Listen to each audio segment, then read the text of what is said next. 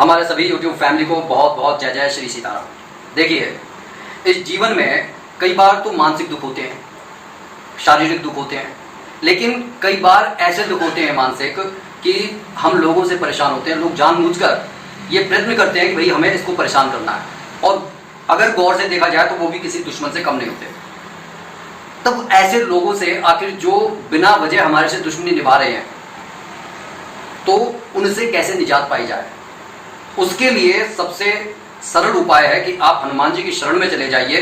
और हनुमान जी की जब आप शरण में चले जाते हैं, उनकी जब आप पूजा करते हैं, तो पूजा करने का तरीका वही रहेगा। उनको जैसे चमेली का तेल उन्हें पसंद है, गुड़ चने का भोग उन्हें पसंद है, लाल कपड़े पहनकर जब आप उनकी पूजा करते हैं, गणेश जी का नाम लेते हैं, राम जी की स्तुति करते हैं, और राम जी की स्तुति तो जितनी आप ज़्यादा करेंगे हनुमान जी प्रसन्न होंगे। लेकिन अब बात जब ये उठती है कि शत्रु ने परेशान करा हुआ है, हमारे शरीर को कोई रोग लगा हुआ है, या घर के अंदर कोई नकारात्मक शक्ति है, तो इन सब का सिर्फ एक उपाय है जो वीरता, शक्ति और आत्मविश्वास के पर्याय महाबली हनुमान जी हैं। आप उनकी शरण में स्वयं को सौंप दो। अब अगर शत्रु ने ज़्यादा ही परेशान करा हुआ है, तब आपको 11 दिन का एक छोटा सा उपाय करना है। बजरंग बाण का जाप करना है अच्छी तरीके से। सुबह अपने शौचादि कार्यक्रम से निवृत्त होकर आप शुद्ध और पवित्र होकर उनके सामने बैठ जाइए। लेकिन प्रयोग ये तभी करना है जब आपको, देखिए आप गलत नहीं है, और उस समय आप ये चाहते हैं कि भाई शत्रु ने परेशान कर रखा है, उसका अब कुछ अहित हो। हालांकि मैं हमेशा ये कहता हूं कि हमें कभी ये नहीं कहना चाहिए, हमेशा भगवान पर छोड़ देना चाहिए। लेकिन जब शत्रु कुछ ज़्यादा ही हमारे मान सम्मान के ऊपर जब बात आ जाए, तो उसका अहित होना चाहिए। सीधा आप बिल्कुल निसंकोच हनुमान जी के सामने जाइए और बजरंग बाण, ये समझ लीजिए कि हम राम जी का उनको एक तरीके से सौगंध देते हैं।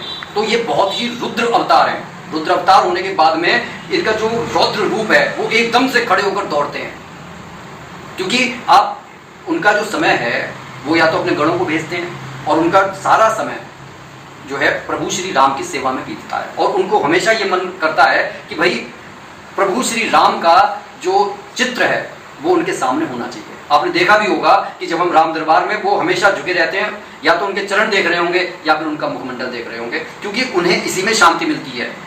इसीलिए कहा जाता है कि जब हम अपने इष्ट को इतना प्रेम करने लगें कि हर घड़ी वो हमारे सामने हो।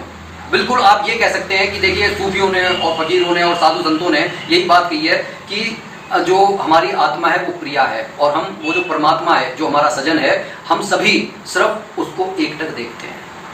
तो अब आपको बजरंग बाण का पाठ करना है, संकल्प लेकर करना है कि भाई इस शत्रु ने मेरे को परेशान कर रखा है, हे प्रभु मेरे को उससे निजात दिलवाइए। सबसे पहले आप संकल्प में अपना नाम ले लें, पिता का नाम ले लें, पुत्र का नाम ले लें, जहाँ पर रह रहे हैं वो, और उसके बाद में समस्या कहकर आप बजरंग बाण का एक ही बार पाठ कीजिए। उसके बाद में आपको 108 बार इस मंत्र का जाप करना है। इस मंत्र के अंदर इतनी अद्भुत शक्ति है, लेकिन लोग जो हैं इन्हें साधारण समझने की गलती कर जाते हैं। लोग तो राम नाम को साधारण समझने की गलती कर जाते हैं, और ये मानने लगते हैं कि भैया सिर्फ पाखंड हो रहा है। पाखंड नहीं हो रहा। जिस दिन आदमी पूजा करने के लिए बैठे और उसके मतलब यहाँ पर एक रोड़ियान सी पैदा हो, उस दिन उसे पता चले कि वाकई में शक्ति किसे बोलते हैं। तो वो हनुमान जी का रुद्रावतार मंत्र है, वो इस प्रकार है। आपको इसका 108 बार जाप करना है। अगर कोई त्रुटि हो रही हो, गूगल पर आप सर्च मार कर देख लें। वो मंत्र कुछ इस तरीके से है।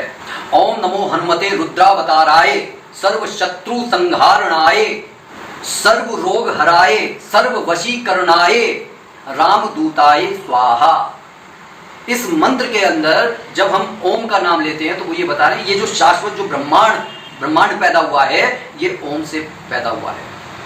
और जिसको हम आवाहन कर रहे हैं अपने शत्रुओं का विनाश करने के लिए, वो रुद्र के अवतार हैं, जिन्होंने समस्त शत्रुओं का संहार किया है, जो रोगों का शमन कर सकते हैं, जिनके पास में वशीकरण की शक्ति है, जो राम के दूत हैं। मैं उनको नमस्कार करता हूं। और इसके बाद में जो हम राम स्तुति करने के बाद महाबली हनुमान जी की आरती करते हैं, सिर्फ आपको 11 दिन तक नित्य मन के अंदर एक विचार रखकर पूरे मन से, आत्मा से और शरीर से एक होकर आप इस छोटे से उपाय को करके देखिए, आपको निश्चित लाभ मिलेगा। कैसी लगी ये वीडियो कमेंट करके जरूर बताइएगा।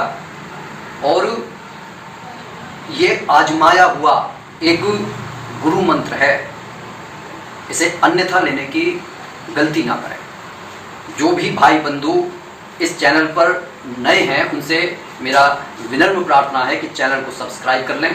हम छोटे छोटे उपाय भी लेकर आते हैं और सनातन धर्म से जुड़ी हुई कुछ कहानियाँ भी लेकर आते हैं जो हमारे जीवन में अद्भुत परिवर्तन कर सकती हैं। इसी के साथ मैं अपनी वाणी को विराम दे रहा हूँ। बोलिए जय जय श्री सीताराम।